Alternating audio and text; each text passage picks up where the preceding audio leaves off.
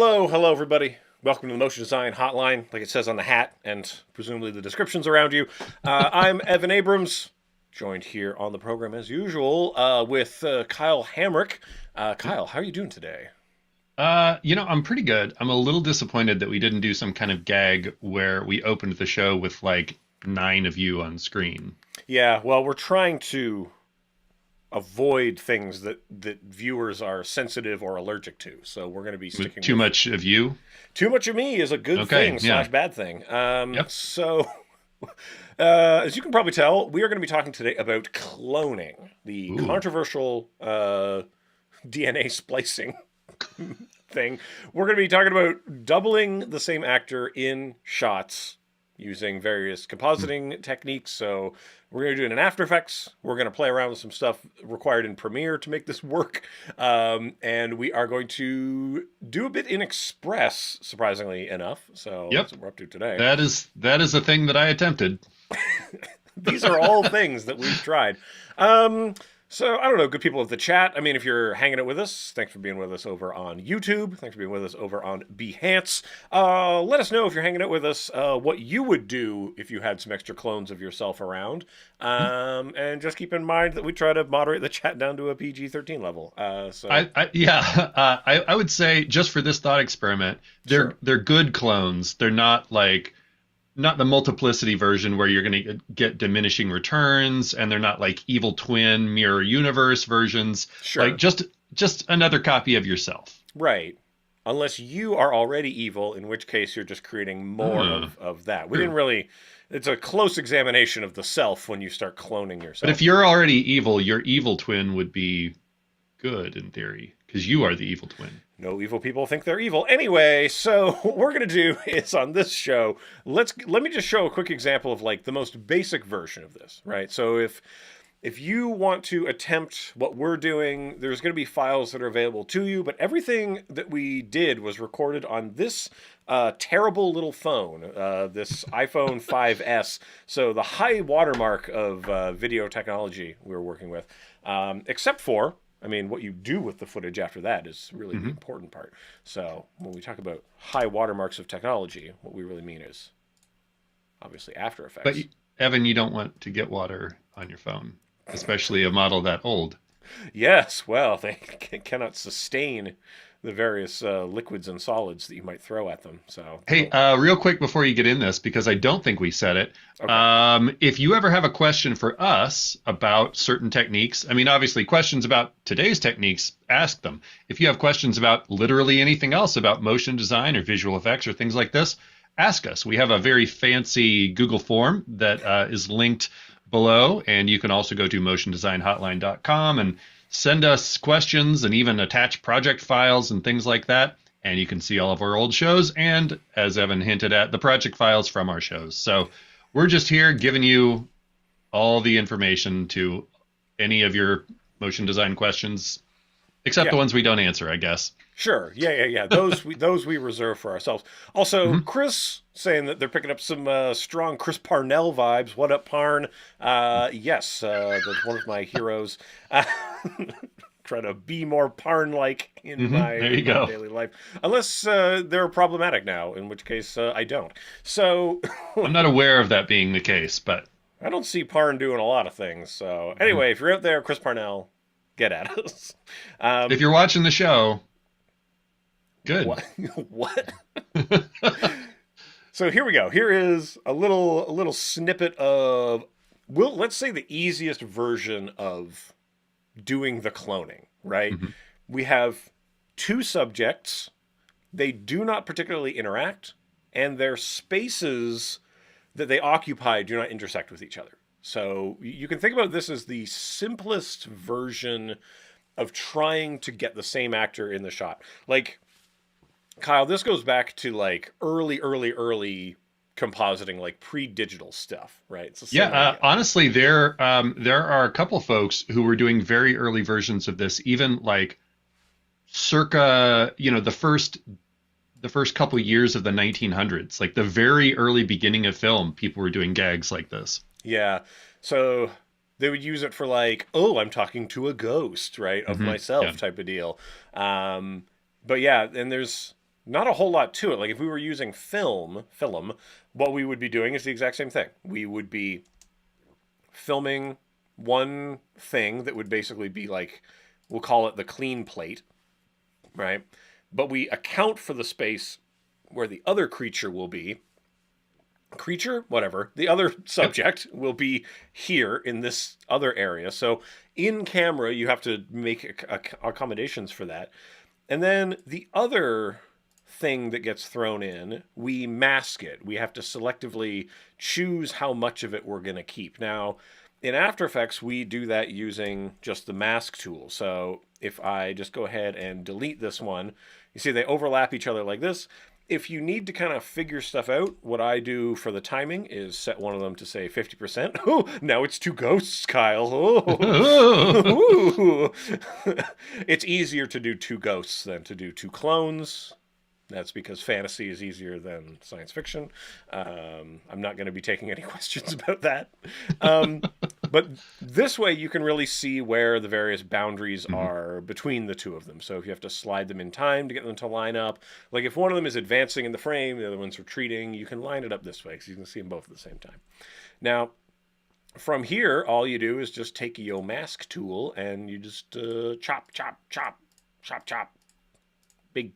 Big cuts. Kabam. I think those are clicks, Evan. Sorry, yes. Click, click, click, click, click. You have like a cleaver as your input device? Kapow, kapow. Yeah. And like in the olden times, because of the way light goes, they would just be painting in black, basically, or masking away the parts of the thing that we don't want to see anymore when you overlay them on top of each other. Presto changeo, Houdini. Houdini pastrami, this is how the magic happens. So now we're just going to set the opacity back up to 100%, and would you look at that? A perfect job between the two of them. This is something you have to worry about no matter what we do for the rest of our day. Remember this. The boundaries between things, whatever techniques you're doing, are where you're going to see a lot of the oopsies. Right? Mm-hmm. Buster Keaton getting a call out for that. So if anyone knows. OG. Yeah. Now, Buster Keaton is a clown, so of course I cannot acknowledge him and his works. So Excuse, are we going to have like a throwdown about the merits of Buster Keaton, who is awesome for the record? Charlie Chaplin would destroy Buster Keaton in hand-to-hand combat. Okay, next show is that. Yep. Look, all I want is a fighting game where I can finally pit by Buster Keaton against Harry Houdini against Charlie Chaplin. Oh boy. Surely their estates would not be angry if if that was something I created. Okay, so how do we hide this line, right? How do we do the illusion of this, right? The same way they would have done it in the olden times. We just need to feather this line. Now you can, within a mask, just tap M twice. You can just increase your mask feather to just overall have a lot of feathering going on. That's fine. That's acceptable. I accept this, right? However, I would prefer to have as much control as possible. So I'm going to use the mask feather tool. And then you can click on your line and you drag out these widow handles here. Now this is really useful because it's going to help me get really precise. Like the edge where I want the feathering to stop is like right around my sock, and where I want this one to stop is around my knee. So there we go. I've got that boundary established of how fuzzed out it needs to be on either side. But I can also be way more generous with it, that this can expand sort of even more into this space on that side, and it could expand even more into the space on that side. The more feathered it gets, the less distinct it is. So all of the things like shadow and highlight variance is going to get smoothed out quite a lot more, so that you don't really notice a lot of the shadow problems that are happening. So why is this happening? Because the light source is directly behind, let's call him Lemon Evan. And that's Lemon Evan's shadow should be taking up a lot of space over on this IKEA cupboard. I'm very wealthy, Kyle. You can tell from my IKEA cabinets. And of course, this dino is my prized possession up here. Yeah, I'm a little jealous about that. It's eating a Christmas ornament. So that's the idea, though. So You put the one thing over top of the other thing. You use opacity to then slide the things around, figure out the timing, and then you just cut one away using a mask. If one of them's moving around, we just adjust and keyframe the mask. You can keyframe the mask path as much as you'd like, and that would also account for these various handles here. You can keyframe those. So that's how you do it. That's the most basic version. If these two people never intersect with each other, this is as much work as you ever have to do to make this happen. The rest of it is all acting. Acting. And sorry, the veil is drawn. And really, it's a lot of in-camera stuff. So the rest of it is all down to your in-camera thing. By which I would say, and this is going to be a theme for the rest of the program, do way more takes than you think you want to do. Yes, absolutely. Sorry, I know we're like 11 minutes in. We want to get to Kyle, you trying to do this in Express, right? But do we? Sure. But before we do, I want to call out how I made this loop, which relies on boop boop beep boop. Oh, wait, did I? Oh, this is the non-looped one. So hold on, let me grab. Oh, jeez. Let me give the sitting looped version. Boop boop. All right. So here I've got a couple of. There we go. After Effects will think you are double hitting the U key if you are not being calm and normal about it. So I've time remapped a segment. And so if we look at sitting number one over here, so our clean plate of sitting, then we're just going to see that this is the loop point in which they cycle over right here. Doop. You can kind of bloop, you can see the little change in posture. Or I'll zoom in so that it's incredibly apparent. Have a little consternation. Like that. These frames are pretty close to each other, right? I think we would agree that the hand position here is pretty natural, that I'm pushing the book, and this is really a continuation of doing the exact same thing that I did a bunch of times. So I was able to find for this kind of a loop point. I was being very... And hiding it in an action like that is where you can always disguise it the best. Because it's really hard to just sit in the exact same position. I am not a well-trained actor, so it is hard to do that. So trying to cover it up on a movement. Now, with the other one, the paper situation over there, not as good. I did not as good a job of that. So I ended up doing a ping pong on that. So we have expressions on these. I've used the loop in plus loop out minus value here on the time remap, which causes the value to, thankfully, stairs up, bloop, bloop, bloop, bloop, bloop, something like that. Forward and backward in time. What's really nice about this is because it is looped, I can make myself a little faster, I can make myself a little slower, I can slide it down, I can get the two of them being annoyed at each other, staring across like this, or they're avoiding each other's gaze, stuff like that. So that's kind of the difficult kind of part of this, but this will give you the flexibility to retime things a little bit nicer.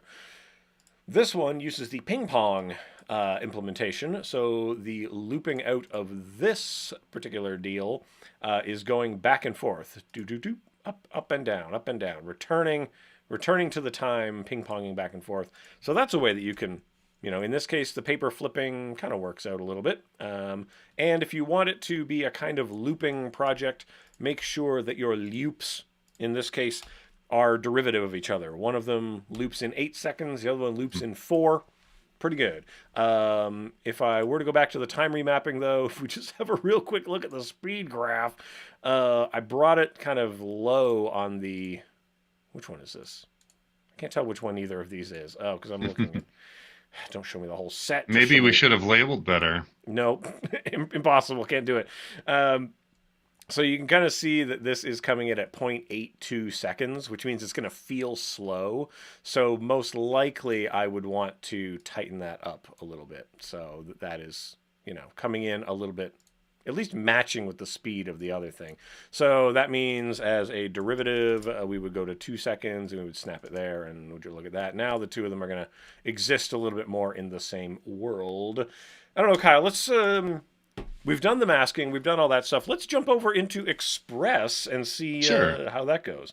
So I think, if you maybe want to come to the two shot for a second, there's some good chatter going on in the chat here. Oh, sure. Just good to call out. Like, You kind of mentioned this, but the biggest thing about doing this kind of stuff is you want to make sure that you do not move the camera and have your lighting as consistent as possible, which is tricky if you're on most of these clips, you're clearly using the windows, the sunlight, and on one of the ones that we'll see later, the difference between I don't know if it was because of the position change. I don't know if your phone was doing a little bit of auto exposure, Yeah. or just the little bit of lighting change over the course of a minute. Like you cannot cleanly nest those two shots together without doing a little bit of that feathering or finding places to hide those transitions between the shots. So, ideally you want to control your lighting as much as possible. You want to make sure your camera is totally locked off. A thing that Evan found is that walking across the floor was enough to like get vibrations in the camera. Like you want to be real mindful about all that stuff, because that's the kind of thing that you will find in post-production, and it will ruin your shots if you can't work around it. Yeah. Lock everything. No changing values. And in my case, even the frame rate was changing because I was using my phone. So, Well, yeah, that's the thing. Even when you tell your phone, the default phone app, to be a consistent frame rate, it's often not. Like it will do things like 24.003 frames per second. And then when you want to do things like warp stabilizer or 3D camera tracker or Roto brush, which we used, it insists that it's in a comp with that exact frame rate. So if you put it in one that's 24 or 60 or whatever, and it's got some weird little fraction of a second, it's going to be mad at you. yeah. Yeah. And, the clouds are a problem. So, Daniel, 100%, the clouds were a problem. What with the natural lighting going on in my house, stuff like that. So many trip trubs going on over there. Yeah, there's a lot of practical problems that you can really lock down if you're on a studio made of concrete. You get a high quality, powerful tripod. You have a camera where the settings can remain locked and they will not change. No auto exposures, no auto anythings going on. But I Lock think it it's down. good that we did, what's a more accessible and realistic Yeah, approach here. there are apps that will do that for your phone. So think about that. Yep. Okay, speaking of apps, Kyle. Not too long, because if you think too hard, you won't pay attention to what I'm about to show you. Yeah, that's true. That's true. Okay, so looking at the clips that Evan just did, I was like, well, gosh, that gag is pretty simple, and we're really just looking to to cut the frame in half more or less. And I think that we can probably make this work. So I did, and I'm actually going to show you a version that I made myself because I ran into some issues. So I'm going to pull this clip right here, and I'm going to go ahead and you can start from your content, and you can see it's just a short clip of me kind of doing this, and I left room for the other side of the frame. Pretty straightforward here. And I'll create new, I'll call it an Instagram reel, just so it's that vertical setup here. And I'm going to go ahead and bring in the other clip, and I'm going to let these process for a minute while I show you the other things, because this is something that needs to happen. So I'm going to go ahead and go to Media and Upload from Device and give it the other video clip right here. Yep. And so now it's going to let both of those process for a minute, which is what's crucial to let it remove the background that we'll need to do. Because a thing that I discovered when we were coming up with this concept, I was like, oh yeah, you've got a crop capability here. So you should be able to do that pretty easily. Here's the thing, you cannot crop videos in Express. You can crop stills. Yeah, I see the However, grayed out. I see the grayed out crop button right there, taunting yeah, you. it's there. It's there. You just can't use it. I'm going to go ahead and fit this full frame here. And so, the biggest decision here is which one of these is on top. And you'll notice this little remove background thing was grayed out, and now it's ready. I was waiting. It has to process the clip before it will let you do this. So this is your route to make this work here. However, I was a little overly optimistic about what Express would be able to pull off here, because the thing about it is that it does not give you control about what it cuts out. Right. I don't know how well you can see here on the stream, but so this is those same two clips of Evan, and it decided that the chair was very important, but that the map was not an important thing, and so it just cut off the top half of this Evan's torso. And so you can see here's that other clip, but with no ability to crop or make any kind of selections whatsoever, you kind of just get what you get in here. And as you can see, it's comical, but not particularly useful unless this is what you're going for. So I was like, you know what? I'll try shooting one myself real quick and see how that works out. And you can see we got very similar results here.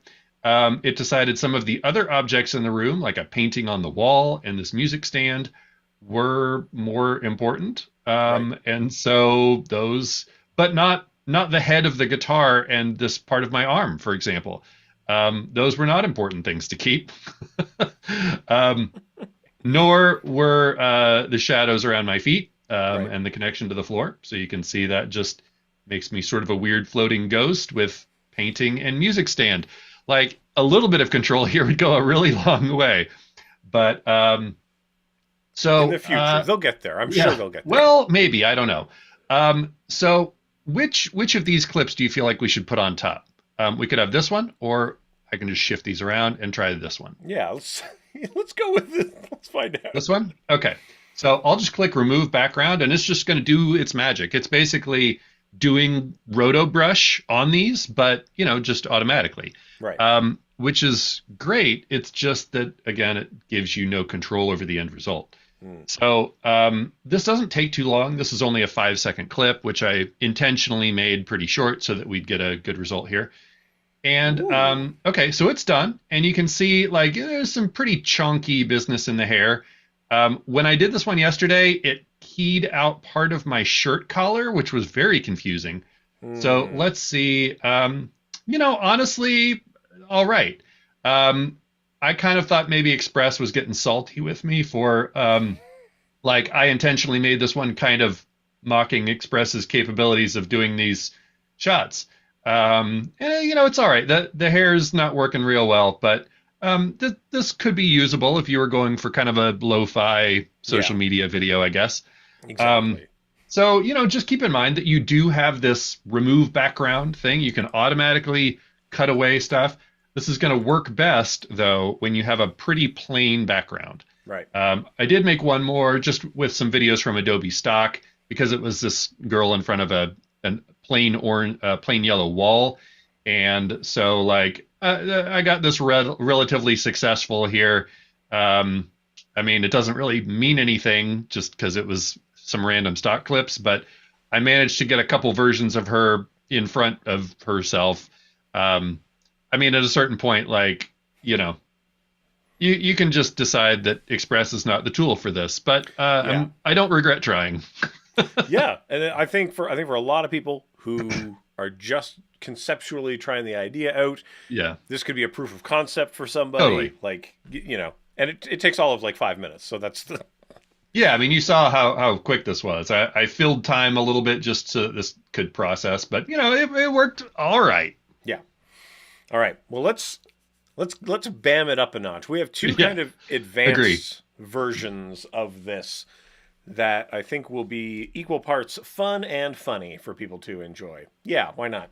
So here we have many Evans going up and down stairs, a more complex, advanced sort of vibe going on. Lots of stuff happening. So when we break down sort of what is all the component parts that go into making this sort of possible, it might frighten and confuse you to kind of see all of the parts. So I am both things, yes. yeah. So in here, the first thing that we want to do when we're constructing this, or if we go back into the in-camera stuff, is really think about the paths that people are going to be taking as they go up and down the stairs. Let's go to the stairs raw footage of some of this stuff. So It's about to get raw. it's about to get raw. So there's about 3 minutes of me. Evan goes up the stairs. Evan comes back down the stairs. I've got a hat on now. Now I'm going to cross the frame going this way. And now I'm going to come out of the half bath that's over there by the door. Ooh, hello. And I come up the stairs. And we're going to come back down the stairs. I'm trying to hug the walls so that I'm not in the way of the people going up the stairs, right? We have very strict traffic rules here in the house. So here we go. I'm coming out of the basement and I'm going up the stairs. Again, sticking to this side of the stairs. And, oh, okay, I'm going to come down. I'm intentionally, oh, hey, sorry, I'm in your way, blah, blah, coming down. So anyway, that's the idea. That you want to make sure that your paths logically make sense. If there's kind of a dance about it, that this person is taking ground, well, this person is taking over other ground, you really want to get the timing of that worked out. You could use music, you could use a metronome, plan the way you're going to do it, and then do it way more times than you think you need. I will point out that you were smart giving yourself a very easy loop point on this one. Yeah, because I clear the frame, right? Like Yep. I clear the frame every time. And like that is a very cheap thing to do. Like I've got an out. I leave the frame, right? If I never left the frame, I would have to make sure that I do something that will dovetail with itself, which is difficult. So think about that. Okay, what else is there to know in here? Within all of this, what's the easiest way to kind of show some of these? Well, you can kind of see it a little bit. I'll just solo the area. So here is a part that I know never moves or is intersected with, for example. There aren't a lot of them, but this is one of them, right? So I know that I can kind of place this over top to have an area of consistency so that anything else can be a little bit sloppier that's going to intersect and go under that. Now, we also just have a clean plate version. When I'm totally off screen, I've got a nice little segment of that is looped, so I have kind of a looping segment. You might think, Evan, there's nothing going on. Why are you looping that, right? What's the point of making a loop out of that bit? Well, because of the changing of light, there might be someone that walks by the door over here. Like, there could be all kinds of smaller undulations that happen. And really, just at a very sort of technical level, there is grain, right? Mm-hmm. You can kind of see the little grain bobbling going on and stuff like that. That if this were totally static, this were a freeze frame, it would really stand out because everything else has crawling grain. This is not. Okay. Even this is a great compositing trick. If you have parts of the frame that are still and not interacted with, even if you're just looping like 3 or 4 frames of the empty plate, that's a great way to keep that noise feeling authentic and alive. Yeah, and speaking of noise, right, just to try to like really dirtily smash everything down, I just put a adjustment layer with noise HLS auto over top of everything. That's going to introduce some noise over everything and hopefully confuse people into thinking these are all contiguous stuff. And then a kind of curves adjustment to sort of like push towards the middle all of the values so that some of the more extreme ones are not going to show up over top of each other. These are all ways that I can cheat on my homework so I can do a worse job. Let us explore And that. ultimately, we were posting these to social media, so it's getting compressed again, which also helps. Yeah, well, and I'll say that grain will help in that compression because if there are large bands of flat color, those are going to really show up. So throwing in a little bit of noise is going to break up those bands in the same way that the compression artifacts would happen if you were recording it on your phone. So anyway, life tips from Evan. Okay, there are 2 loops happening within this. They are downstairs loops, upstairs loops. Those are the 2 things that are happening. Therefore, we must have one good Evan goes down the stairs. Those are the ones in green, D2 copy. So I think there were like 4 down the stairs. This is the second one, so I could have stopped after that, but I didn't. Now, what is happening inside of D2? So this is literally just a rough masking of where I went along the wall. So here I go. I'm walking down the stairs. This has to be wide enough to accommodate for my shadow. Right? It's got to. If the shadow isn't there, this is going to look weird. All right. My disturbance to the wall. You can really see the hard shadow right up here. Right. It doesn't have to be so precise because I know that all of these Evans will always be behind all of these Evans, right? Let's call them the front Evans.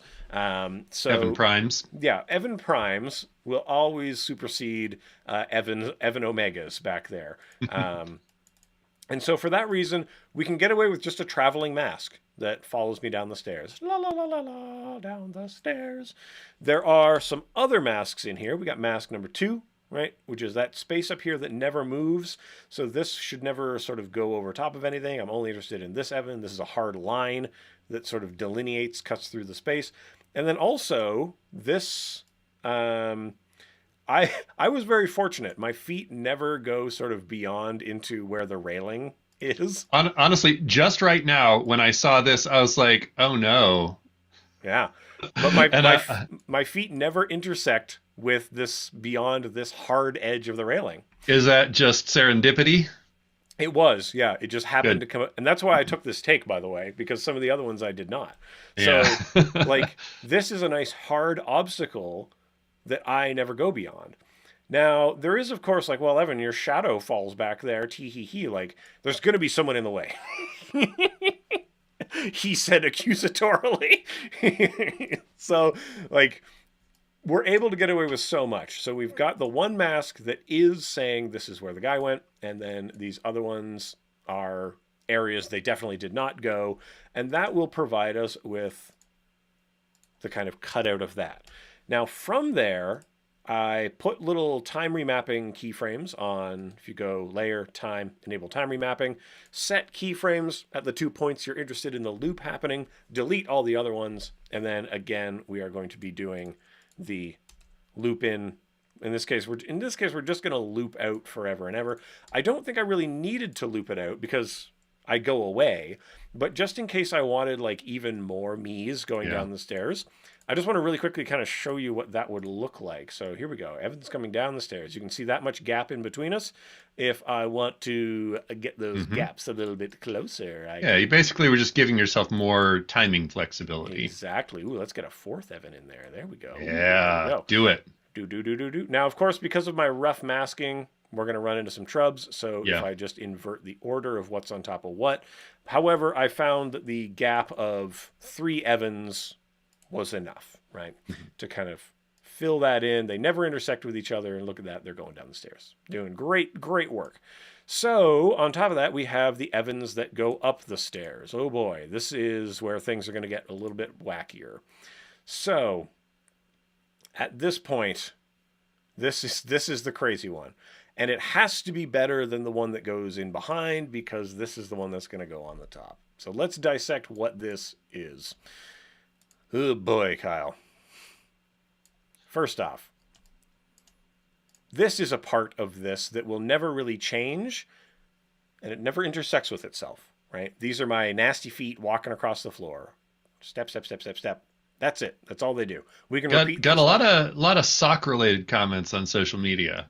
Yeah. People. So look, let us know your opinions on Evan's socks. People of the chat, do you walk around your home wearing shoes like some kind of monster, or do you take your shoes off at the door so you don't track bugs throughout your house? Let me know in the comments. I think you know how things are up here in Canada now. Also, if you wear shoes in the bed, you gotta go. Yeah, that's a line. Yeah.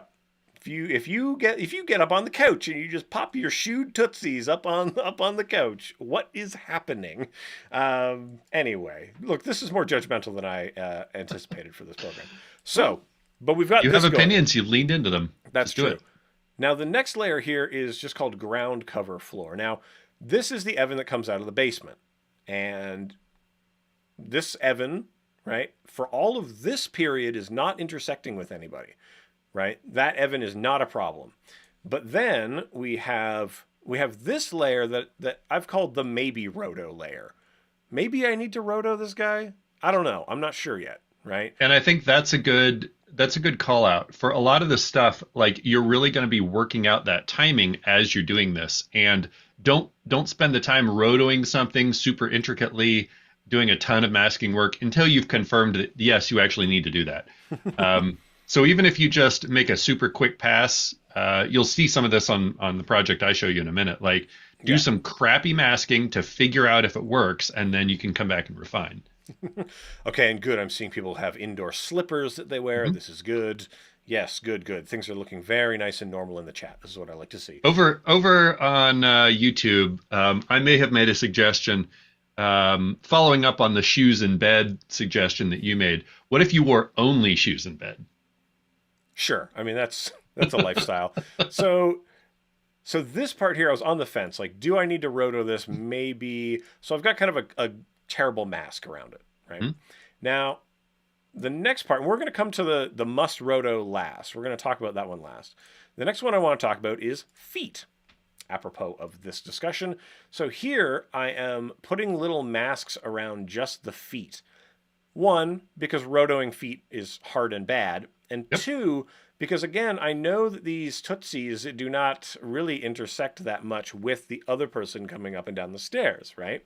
So these little piggies can go up and down the stairs inside their own little hypodermic bubbles, right?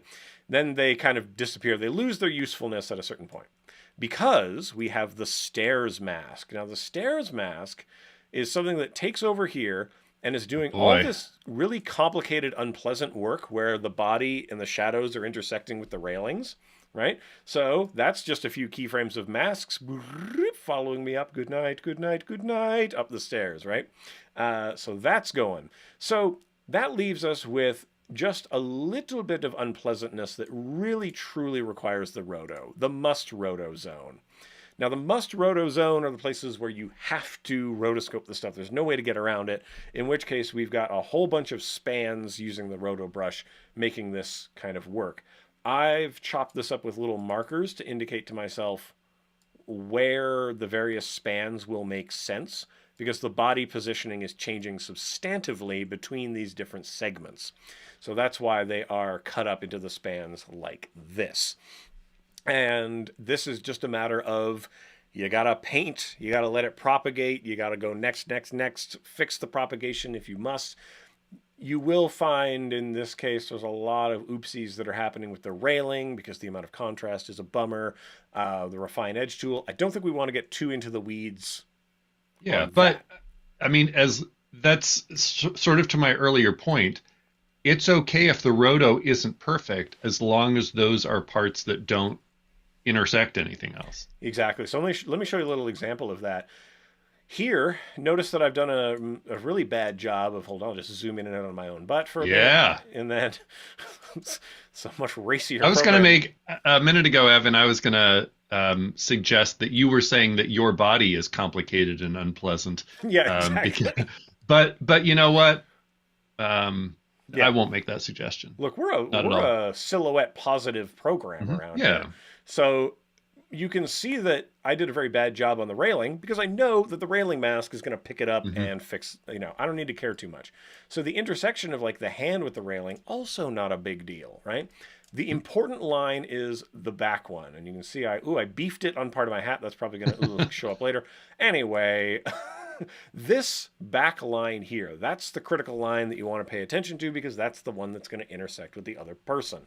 So that's kind of the main thing of it, that this is constructed of a bunch of simple layers and then one complex one where I think it was about 200 frames or so that this required actual rotoing Hmm. on.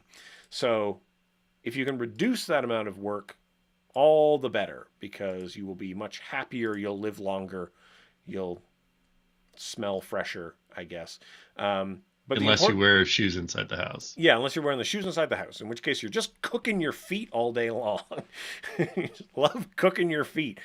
Okay, so with this type of thing, right, they do overlap each other. The new one always goes on top of the old one because the person coming out of the basement, right, is going to come out and overlap with what was there previously. So here we go. Here comes basement dweller.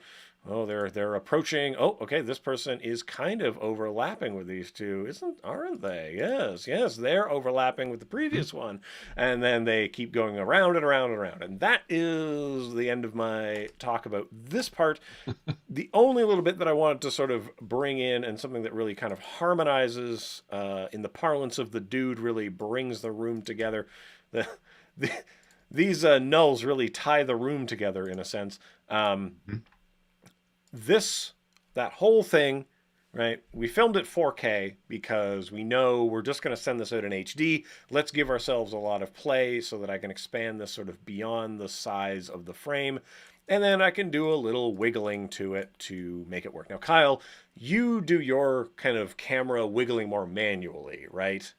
Well, specifically on this one, what I used is this some presets that were released several years ago now that they actually made for the Deadpool movie, Mm, um, where they filmed a like a tracking plate with real handheld cameras and then extracted that tracking data. yeah.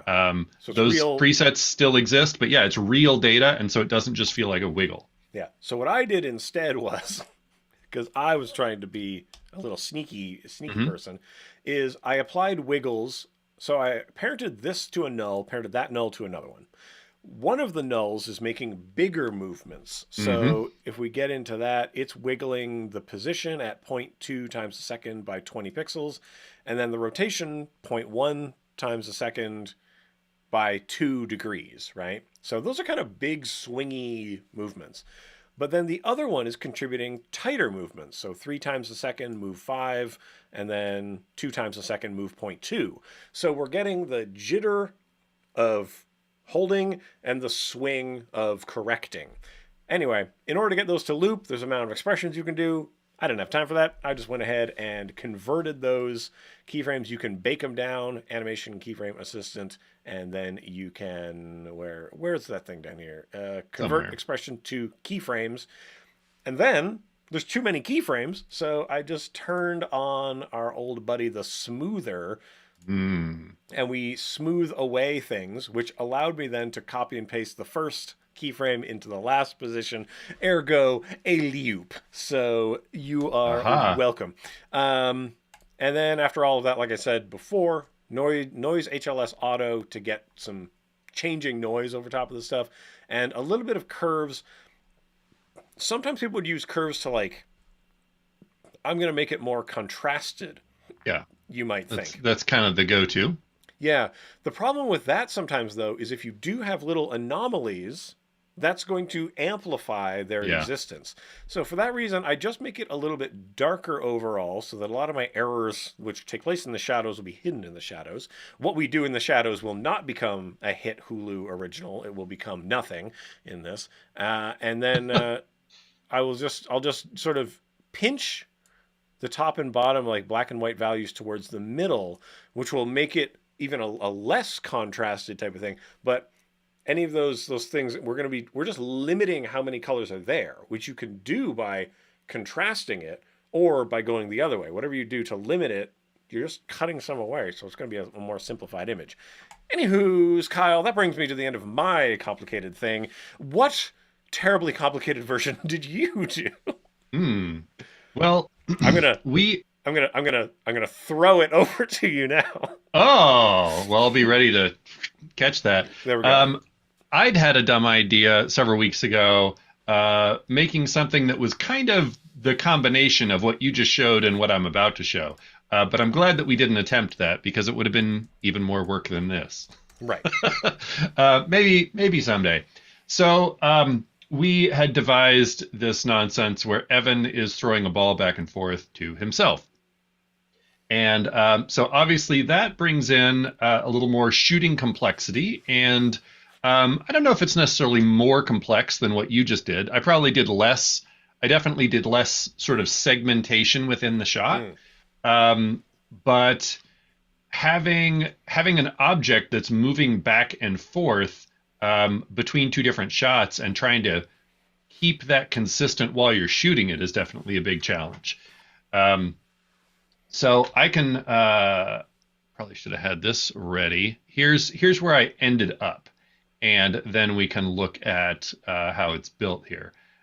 So we've got old Evan throwing the ball back and forth with himself. And hey, just in case you were unclear that it's Evan, Yeah. I pulled that bit at the end of the clip, like, yep, definitely Evan. Yeah.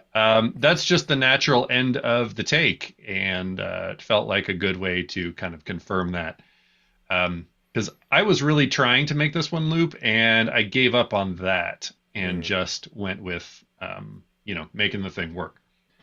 So here I am in Premiere, and I did a lot of the work on this one in Premiere because this one's all about lining things up between the two versions of the shots, right?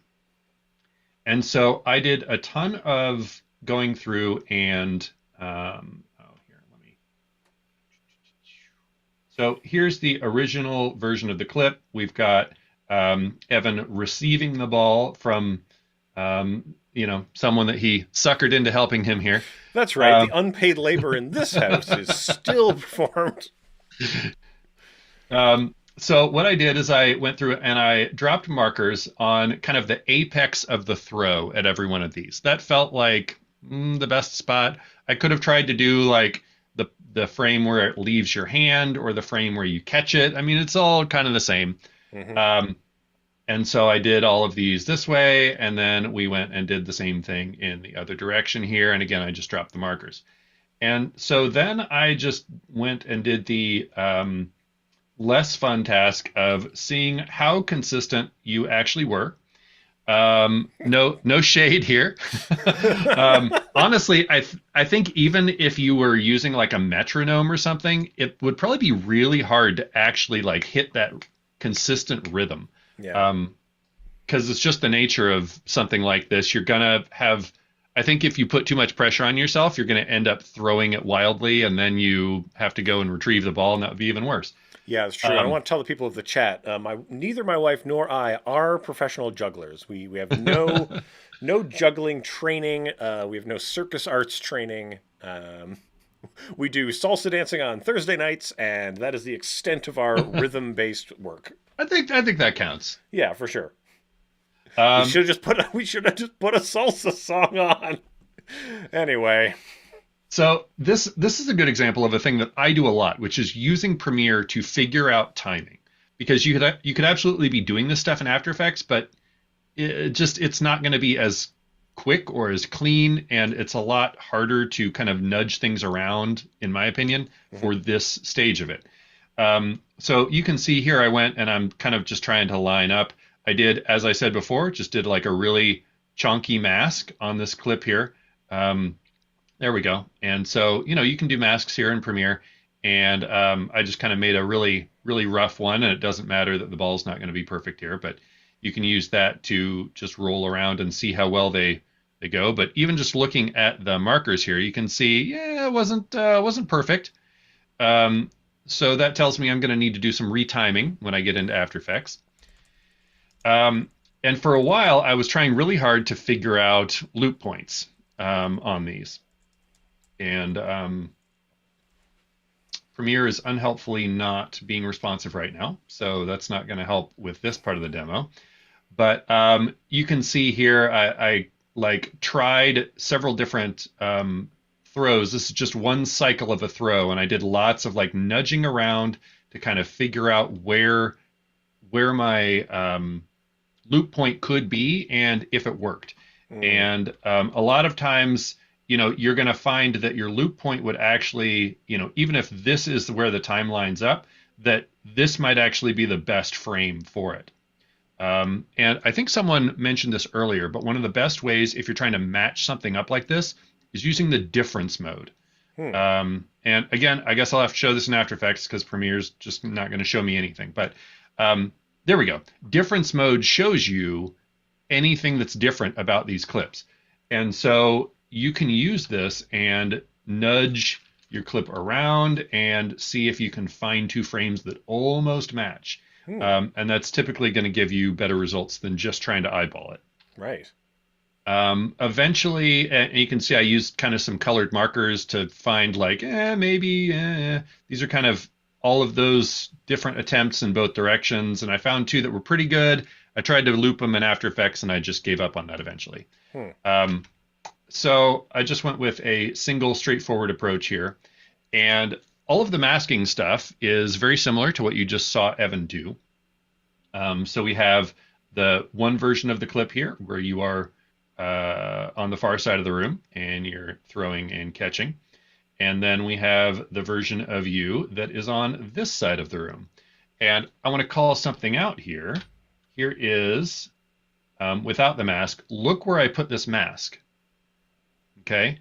Because this is what I was talking about earlier. Even in just the few minutes between these, look at the lighting difference there. It's huge. Yeah. Yeah, the sun went behind a cloud. Crazy. Yeah. And so I had to hide that split as naturally as I could, kind of along the architecture, and that worked pretty well, I found. So obviously, here I've just got two static shots that are thrown back and forth, but I had to do a lot of time remapping on both of these to get these to work out. I guess maybe I didn't on the bottom one. So this closer version of Evan, and just to like make sure that we get some of this for the crowd too. Yeah, there we go. We had to make sure we time remapped this version so that everything would line up as well as it could. And I ended up rotoing this one as well, because sometimes your arm is going to go beyond that split, and I didn't really want to have to mask that. So I figured this is probably going to be a pretty clean roto, and so I'll just let it go. And I did. It's a long clip to roto, but honestly, I just kind of like chonked through it real fast, and I figured it would be good enough, because anytime you're crossing that line, there's going to be motion blur. It's going to be pretty, chunky anyway, so shouldn't be an issue. All right, so then what we need to work out is this actual ball, which, as you would guess, most of your throws are close, but they definitely don't line up. Right. It's hard to get that arc right? Like it is. And like, so, my wife, who's a whole human being in her own right, was throwing the ball like to me, but she is a full like 12 inches shorter than me. Right. And so it was not, she's also not right-handed. So look, there's a lot of things going on that are making this difficult. So, ideally get someone of similar height who is comfortable throwing with the same hand. Anyway. Details. Yeah. The biggest thing, though, is so what I ended up doing, let me just isolate these. I know we're getting a little short on time. Yeah.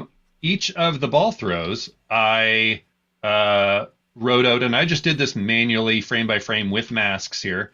You can see I masked the ball, and there's a natural squash and stretch happening there with the motion blur, right? Right. And so I ended up cutting out more of this than I ended up needing, but that way I kind of had it for each throw, and then I could really line up, because some of them I ended up using the back version of the ball, some of them I used the front version, some of them I kind of swapped halfway. A few of these I did give some position keyframes so that I could kind of like tweak them slightly. Right. And then there's one trick I want to call out before we run out of time, which is all of these ball covers for the back shot. Okay. Right. Yeah, you have to paint the ball out, basically. Yep, I painted the ball out, but this is actually quite easy. I rotoed right on top of the ball and then moved the clip like 10 frames. And so you're using the exact same clip, but time offset, so that the thing that you're painting out isn't in that frame. Right. And so if you move the clip, but then keep the keyframes where they were, you have this perfect little paint out for the shot, and it just covers it up. And then again, there's some of these where I ended up using like part of it because this back part worked, or it went over you or whatever. Yeah. So put it all together, and I saw someone in the chat ask, is this one shot handheld? Nope, same trick. As I mentioned a few minutes ago, I have this little preset that is actual handheld footage, but I am linking everything to a null, scaled it up a little bit, and then linked it to that camera shake null to give it that realistic camera shake look, which helps sell it. Cool. And since we're running out of time, I will say, if people want to really enjoy all of the process and all of the layers and stuff, go to motiondesignhotline.com, a real website full of real project files for real people. You can get your hands on these. You can play around with the footage yourself, see what you can make out of it. I would really encourage you to film some stuff and try it out for yourself. See, like, in various levels. Make some mistakes. Yeah, and like you'll learn a lot more by like, this was so hard because I didn't do this in camera and stuff like that. Like, you really gotta do that stuff.